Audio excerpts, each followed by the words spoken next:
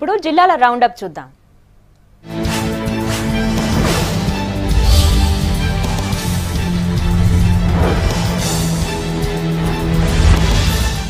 ఖమ్మం జిల్లా కొత్తగూడెంలో అంతర్జిల్లా బైక్ దొంగను అరెస్ట్ చేశారు పోలీసులు. ఏకునూరు మండలం మునియా తాండాకు చెందిన చందర్ కొంతకాలంగా బైక్లను దొంగతనం చేసి అమ్ముకుంటూ జల్సాలు చేసేవాడు. కొత్తగూడెం 3 టౌన్ ఏరియాలో బైక్ ను దొంగిలించి పారిపోతుండగా పోలీసులు పట్టుకున్నారు. నిందితుని దగ్గర నుంచి 8 బైక్లు స్వాధీనం చేసుకున్నారు. మెదక్ జిల్లా ప్రజ్ఞాపూర్లో నకిలీ డాక్టర్ను అరెస్ట్ చేశారు పోలీసులు.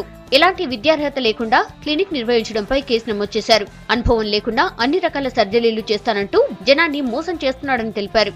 నిందితుడు గతంలోనూ ఇదే తరహా మోసానికి పాల్పడ్డాడని అతనిపై కఠిన చర్యలు తీసుకుంటామన్నారు.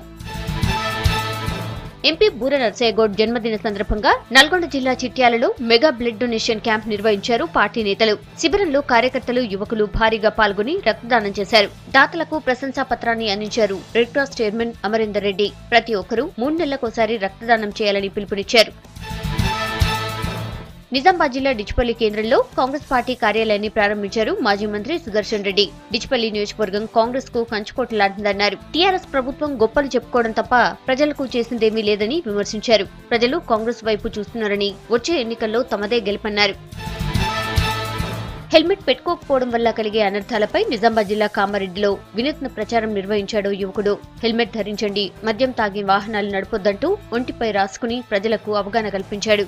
రోడ్డుపై వెళ్లే వాహనదారులను ఆపి మరీ సీట్ బెల్ట్ పెట్టుకోవాలంటూ సూచించాడు.